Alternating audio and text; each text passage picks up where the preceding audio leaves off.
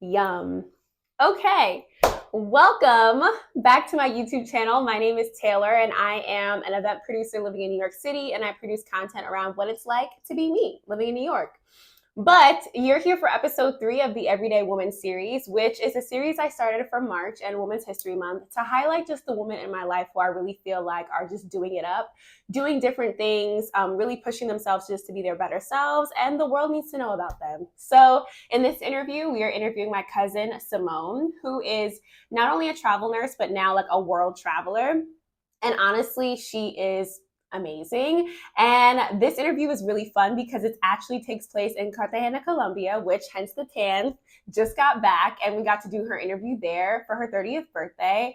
And in this interview, we talk mostly about her transition from nursing to travel nursing, and now this kind of world nomad that she now is, but just looking at life from an attitude of what happens if I don't do something rather than what happens if I do. So let's get into it. Yay. How do you like prep yourself for your YouTube videos? We did it. I know. Like for the actual recording or for? Yeah, for the actual recording. I just make sure that I have notes, and then for the actual recording, I just sit down, and I'm like, okay. I be listening to music. Let's start. We are in. Wait. Okay. So we are in Colombia. Colombia. Yeah. Our setting looks a little different because we are out here celebrating Miss Symone's birthday. Thank you for coming. My voice. No, it's okay. Yeah. This place is beautiful. Mm-hmm. I love it here.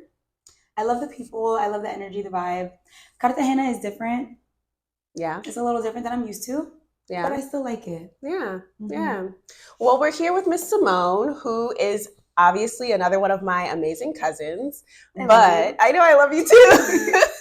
But she is also a travel nurse. You have a full-time career there, but you're also kind of on this like world exploration journey. Right. So I'm gonna call you also a world traveler. A semi-nomad, kind of. Yes. Not even semi. You should claim it at this point. No, because true nomads just like jump from one place to the next and they don't, I guess I am. Okay. Yeah. But it's not, okay, I'm not a full-time international nomad. I'm a semi-international nomad, full-time nomad, period. Okay, got you. So we are still making the full-time nomad a thing. Right. Great. So we are here celebrating her 30th birthday. So what do you think is like one phrase that you could use to describe, or like a word that you would like to describe like how you want your 30s to go? Oh boy, wasn't prepared for that. Yeah. Okay. Could be anything. I would say one word only, though. I'm so indecisive. Exploration. Yeah. I'll go with that for now because otherwise I'll be thinking too long. She threw me off guard with that. Well, that's the point. I'm not supposed to keep you on your toes, girl. You're not supposed to know what's coming. Okay. So yeah, exploration. Why exploration? With different aspects in life. Just y'all are gonna have to forgive my voice for real because it's been a time in Colombia. My voice is gone. I'm sorry. But just as far as still continuing to travel, exploring different career options because I cannot continue to work at the bedside in nursing. I would really love to transition to a remote job. If you know something, link me. And just like, hopefully I'm married in my 30s, kids in my 30s. It's just going to be a new era. So it's like a phase of exploration, not just traveling wise, but like life wise. Exactly. Trying to understand what you want, what's good for you, hit all those points that you were looking for. Yeah. I can see that. I can see that for you though. New beginnings. So exploration, since I had to choose one word because I was going to say new beginnings. It's not technically one word, but I consider it like a grouping. Yeah, exactly. That makes a lot of sense. Yeah. No, I love it here. I think that this was a great idea for us to come out here. So obviously I have to film this episode here because I felt like it was the only time that I was going to see Symone in real life. Yeah, for a little while. And virtual was just not the same because I don't know where you're going to be in the next 3 months, 4 months. Like you could be anywhere at this point. Right. No, seriously. All right. So you said nursing. Let's rewind on that. So I mentioned that she's a nurse. She's also a world traveler. I also forgot to mention she's now like a content creator and she's doing her thing. But let's rewind on the nursing part. So you went to school for nursing. like, tell us more about how you decided that you wanted to be a nurse, how you decided how you wanted to be like the specific nurse that you are, and kind of how that journey started. Okay. I'll decide on the specific nursing first and then just nursing in general. Okay. So I've always loved babies. I've always been really interested in anything like health related. One of my favorite channels growing up was I literally used to watch like this okay. The Discovery Health channel. My parents would only let me watch like PBS and educational things, and I just got interested in it in general. So I would come home every day and watch this show called Birthday that used to be on TLC or the Discovery Health channel, one of the two. And it was just following the life of like NICU nurses, neonatologists. And I was just like, oh my God, that's so cool. And I just was interested in it at that point. And then when I went to college, initially I thought I was going to be a neonatologist. So my major was biology for the first 2 years. I didn't change to nursing until almost junior year. I had enough credits in biology by that point to minor in biology. But I just decided that I wanted to be a neonatal nurse instead, because once I realized the role of the actual doctor in the hospital setting, I was like, that's not for me. They don't do any patient care really for the most part. It's more procedural based, especially in the NICU, than it really is like hands-on time and care and connection with the patient and the patient's families. So I really wanted that aspect instead. Secondly, to be a neonatologist is like 14 years of school, and who also 14 years worth of money. Who's paying for it? I was already like, listen, I already don't even have the money for undergrad. I think I'm good. Let me just finish this degree and be done. So that was the transition to nursing, was really, it's about to go down. That was really for the bedside aspect, plus the fact that school was going to take so long. Yeah. Okay. And the money. Okay, cool. So then from there, where did you first work? Okay. What was that experience like when you first started working as a neonatal nurse? Okay. Was it what you intended it to be or thought it was going to be? Okay. The nursing is what I thought it would be, but in a way, the patient care aspect, I think I expected, because with nursing, that's another thing that I think is different than medical school. You're taking clinicals your entire course. Every class that you're taking clinicals. You're working 12-hour shifts in the hospital, unpaid. Like, just like all the rest of the nurses, you're there working your shifts. So I think I knew what to expect a little bit in that aspect. But then as far as what it was actually like working with nurses as a nurse was a lot different than it was as a student, because I think you were kind of just treated as like the lackey. For the most part, you're doing tasky things, but they're like, oh, the nurses are like, the student nurses are here to help. And it's like real cute and everything. And then you start working. And as a real nurse, for some reason, there's that whole shift in like, nurse bullying is like a real culture within the hospital. Nurses eat their young is such a popular saying. Yes, that sounds crazy. Literally, the older nurses especially love to attack the younger nurses, just as if they never had to start out. I don't know. So it was a really weird shift. And I was in a very Black area working with solely white nurses, white middle-aged nurses, in a place that you could tell they didn't actually want to be there to serve the community. It was more like, I just work here. So the energy was real weird for me. I ended up only staying there for like 9 months. Plus, I just really wanted to move. I was living in Virginia at that time for 6 years already. I just wanted something new. And so then I transitioned to a new state. Do you want that whole rundown of everything I did from there? We don't need the whole rundown, but like, you went to another state. Okay, so I moved to Texas on my own just because I always wanted to live in Houston.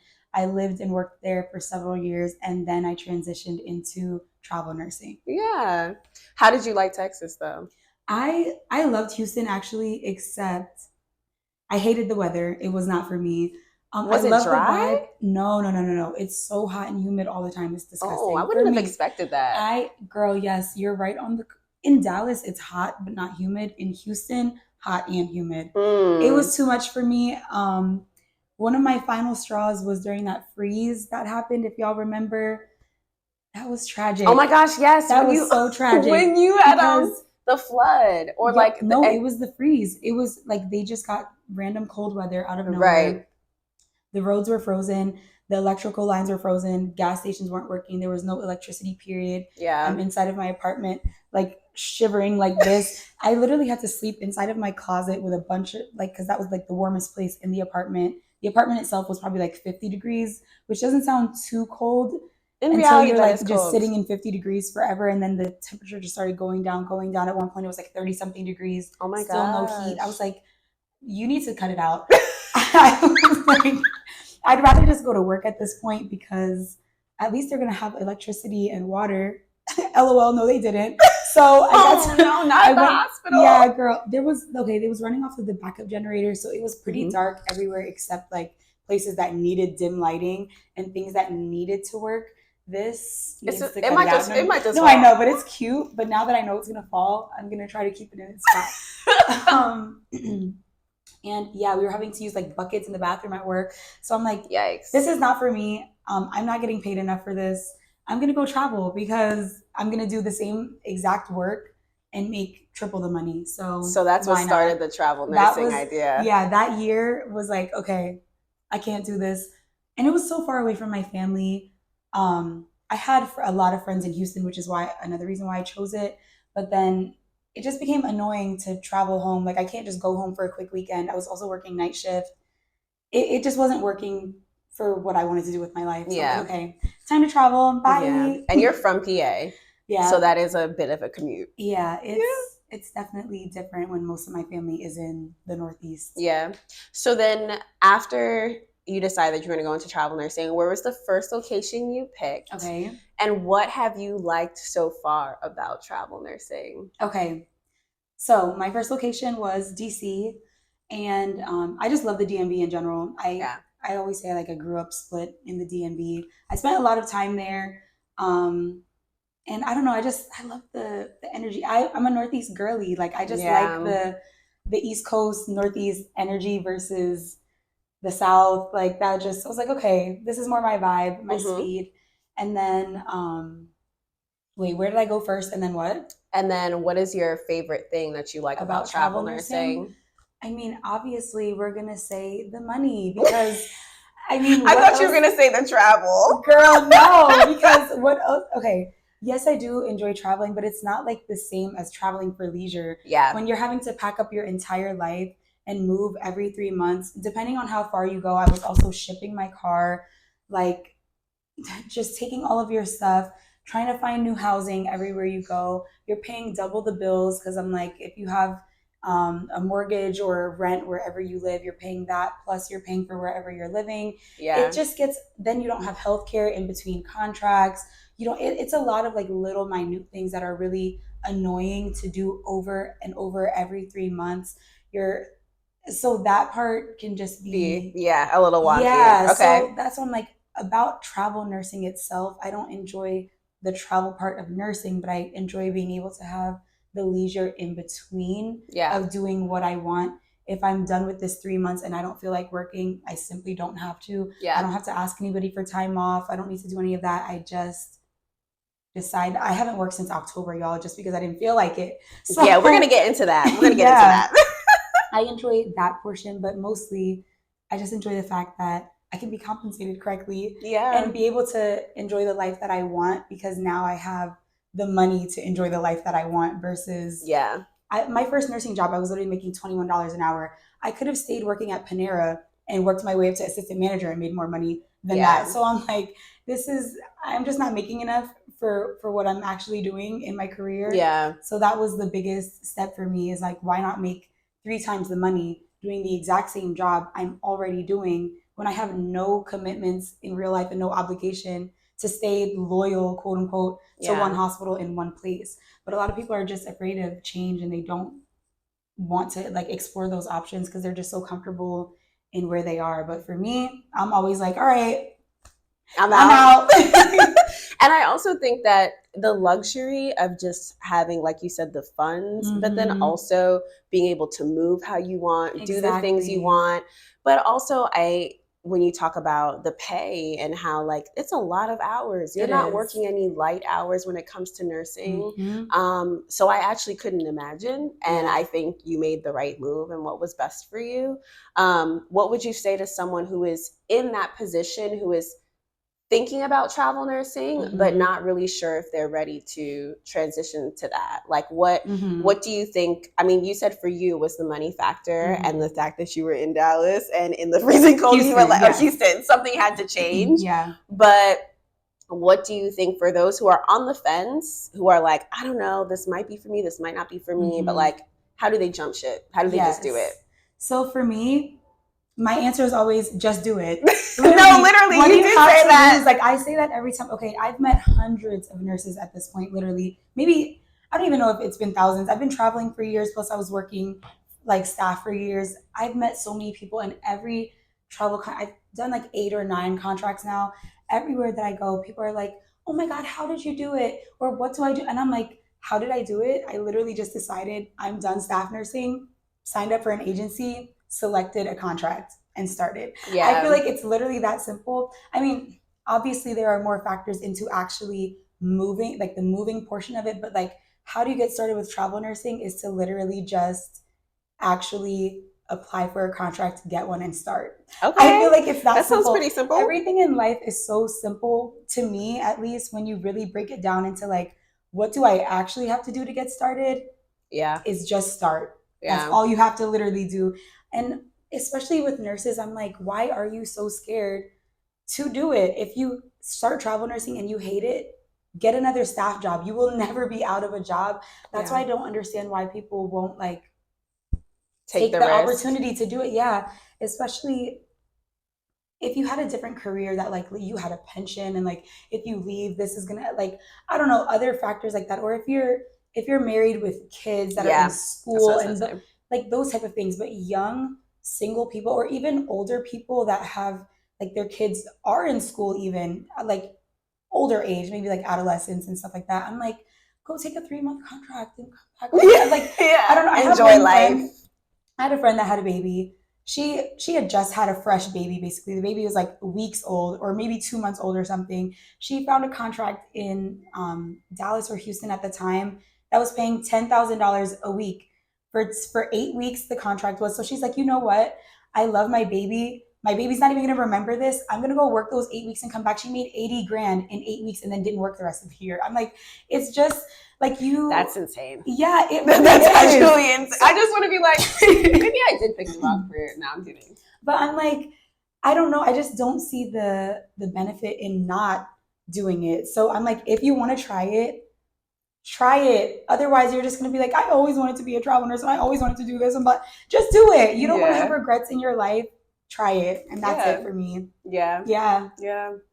One of the main reasons why I wanted you on this is because like, I think you really sparked this, I don't know. Do you feel like the starting of travel nursing is now what has kind of started you to push yourself to travel more and become now this like nomad? Because I think there are a lot of people who always say like, I want to travel more. I want to do this. I want to budget better. I just want to be able to do the things.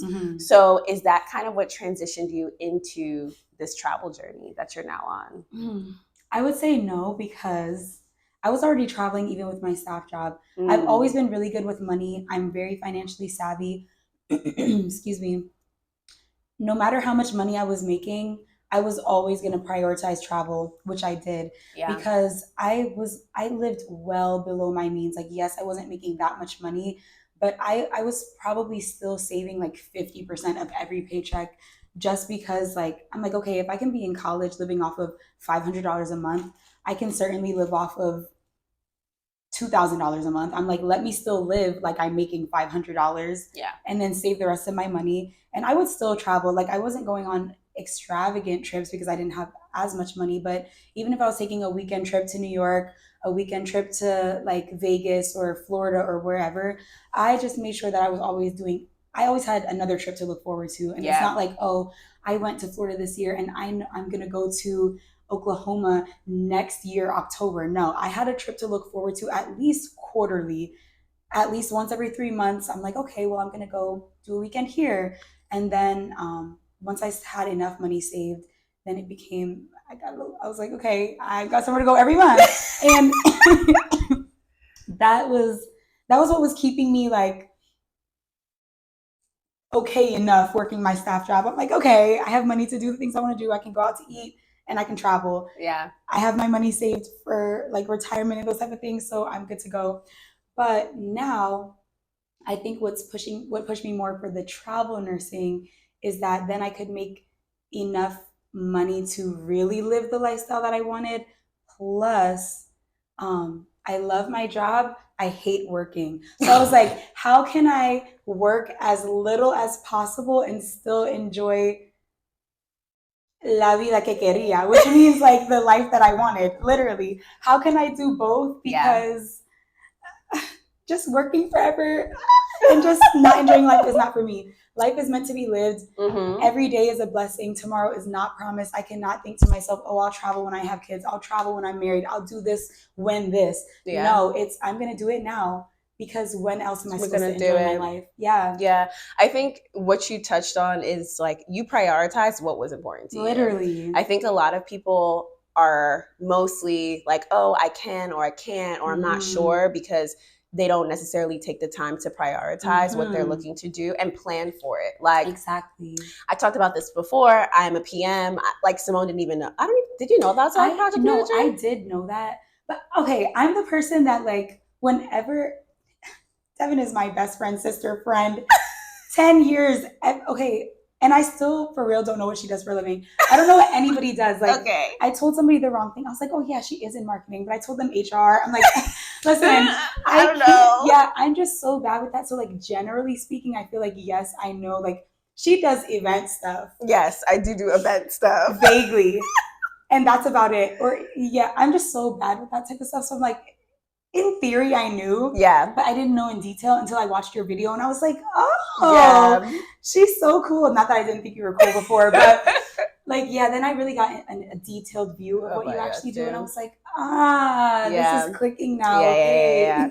So a part of the PM stuff and what I talked about in that video was like having a plan and creating structure for how you want to kind of like level up your life. Exactly, and I feel like that's exactly what you did. Like Symone has a bunch of videos. We'll drop her in the show notes and we'll talk about like where you can find her and all that stuff at the end of this. But in your videos, you talked about like your plan through like planning financially with your credit cards. Like you talk about how you really prepared yourself to make the movements that you wanted to make. And it is possible. I feel like sometimes we just don't create a plan and then execute on it.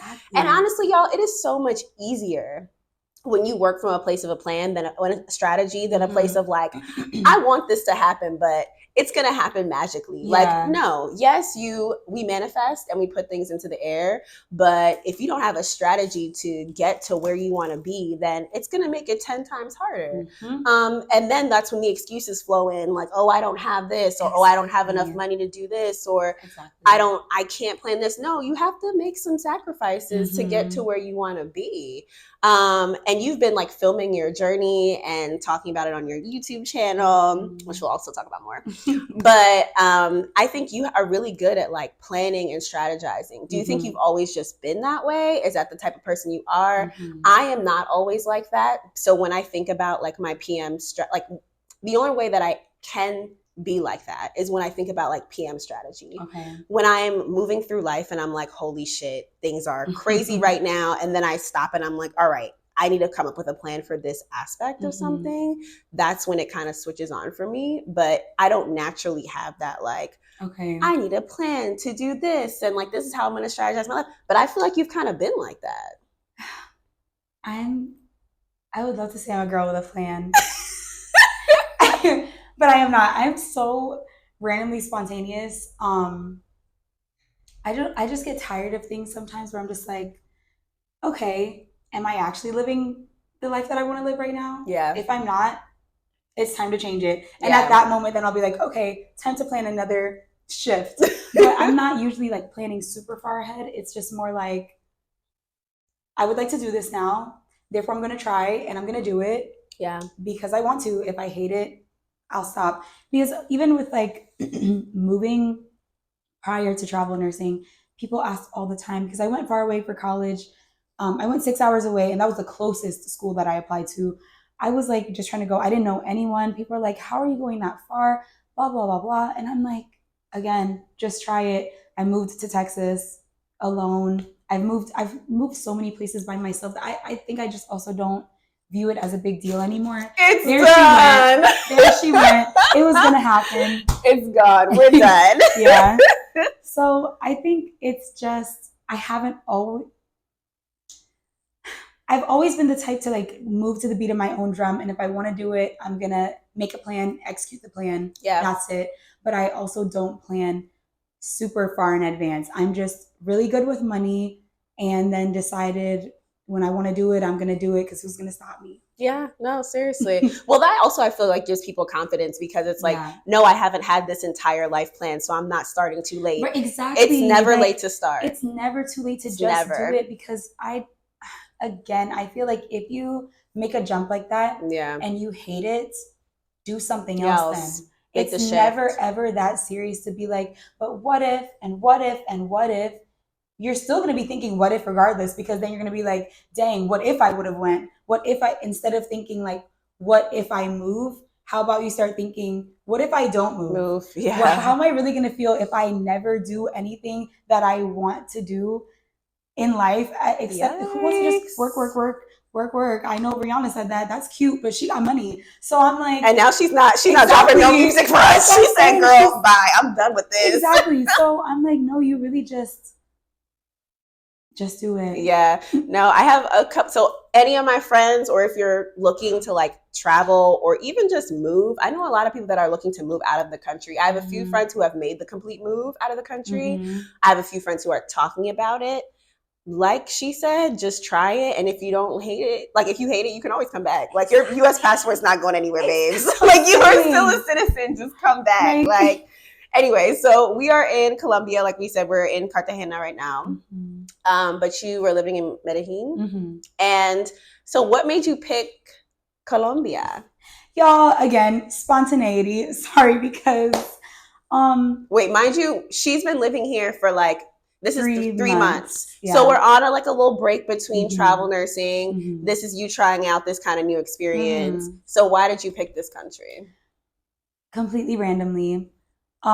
If any of y'all are from Philly or even just the Northeast in general and know the Full On Philly page is run by Danielle, I saw one of my other friend that I also met randomly on TikTok messaged me her TikTok and was like, oh my God, look, she's Black. She's from Philly. She speaks Spanish. Like, hit her up, because I've been trying to learn Spanish for years. You're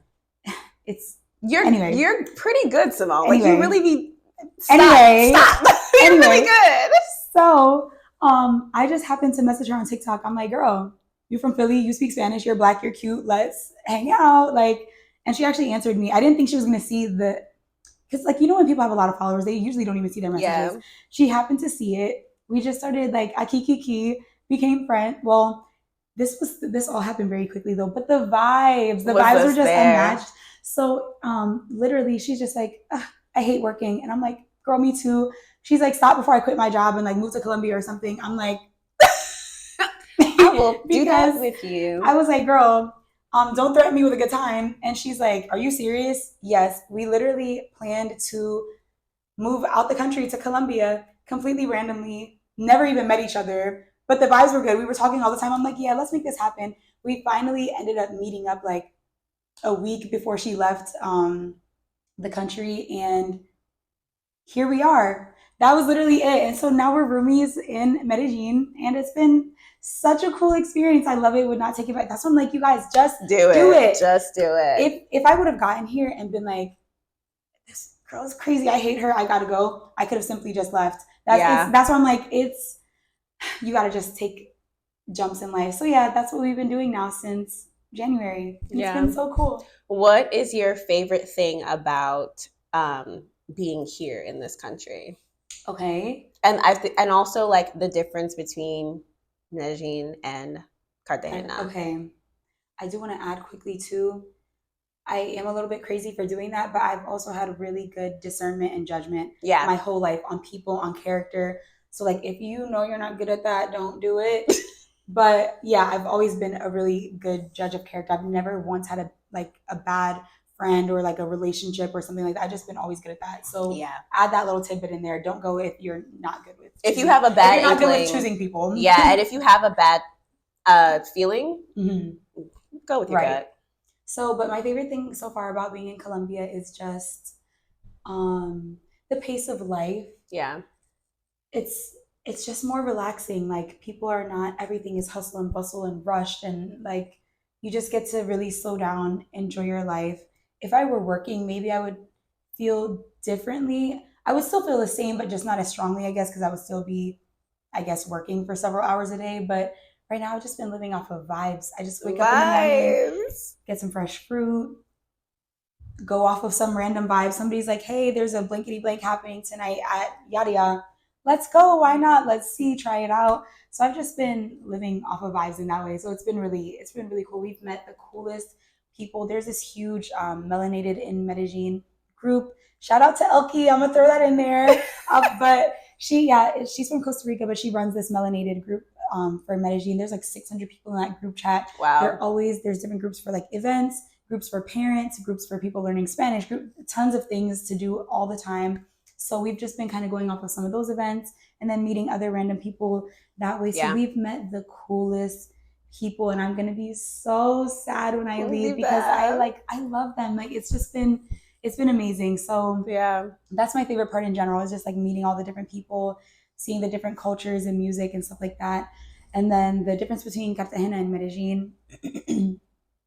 Cartagena is like 80% Black or 80% Afro descent. So like a lot more people that look like us in general. But then in Medellin, there's a huge Black expat community. But then on top of that, Medellin also does have a lot of Afro-Colombians as well. So there are a lot of people that look like us. But there's just a lot more in Cartagena. And Medellin is more climate-wise, it's eternal spring. So it's hot during the day, but cool at night. It's super mountainous. So beautiful, beautiful views. It's not humid at all. We're like 13 hours driving distance from Cartagena, and then still like at least 4 hours away from the closest coast on the Pacific side. So the climate is a lot different, but the people and the food are different as well. I'm sorry to my paisas in Medellin, that food. I haven't really enjoyed much food that I've experienced in Medellin. They don't really use anything except like salt and pepper, and sometimes not even salt. You're just like, okay, where's the flavor here? And they hate spice. Like, so nothing is spicy, nothing has too much flavor. It's just a very the people say like monotona, like the food is monotonous. It's like more bland. So I have not been enjoying. I have found some good food, but it's rare. Here in Cartagena, these people are like Caribbean, so they can cook. Like the food has been so good since I've gotten here. I'm like, yes, finally I can enjoy some sabor. And again, we're also Caribbean, so that makes sense. Exactly. We need a little spice, but it's just something that you're not used to. So coming to somewhere that's more familiar makes a lot of sense. Exactly. So those are my biggest differences, really, is just like the type of people, the climate, and then the food. Yeah. I think what I'm going to miss most about this place is just like this calmness. Everyone is so friendly. Like all the interactions I've had with people have been so just like nice. Like no one is mean. The food is great. And also there are a ton of like small restaurants that I could just imagine myself sitting in, drinking a glass of wine, eating some seafood, and just living my best life. Like that's really all I can think. I mean, I needed a break from work. So this trip was very short for me, but very lovely. And necessary. Necessary. I would highly recommend. I think like we planned a couple things. We planned a couple events, but we did have a lot of downtime. And I really did appreciate that because it has allowed me to like just roam. And our other cousin, Chrissy, is here. So I've been like roaming with her. Chrissy was on my last video. Exactly. That girl is like She's an Energizer Bunny. Yo, like we There could, like literally, she is up. We are out until 4 a.m. and she's up at 6:30, ready to go see the city. Like she is wasting no time. She probably already left me. I told her to leave me. No, she really is. And then she's like, we have to leave. We got in last night. She's like, not me being home before midnight. And I'm like, yes, girl, because you needed to rest. It's been 4 days of you on the run. Exactly. So. But it is just a place that, well, for people like her, it is a place where you can just come and roam and just be happy and just do the things and not feel like, I don't feel anything unsafe. I feel pretty safe here. And everyone's super nice. We're not, like, the area that we're staying in is not, I would say, I don't know if it's considered the safest, but it's a different area that it's a little bit outside the city. And honestly, I still feel comfortable staying here. And I like it. So that's what I'm going to miss about this place. It's been really, really nice. So you've been kind of documenting this journey. Symone is a fellow YouTuber now, but she was also like a star on TikTok before. Like, this is not a new thing, no. She dragged it. No, I had a couple videos that went viral. I'm not like a TikTok girly. But she is a TikTok girly, and you're good at it too. I think that you, all the like your topics that you've talked about, I'm just genuinely like interested and sucked into. You can be talking about anything, and I'm like, girl, this is a cute video. Like, I think this is cute. And you talk about valid stuff, like that credit card video, like that was nice because I'm really big now on financial literacy, but also like.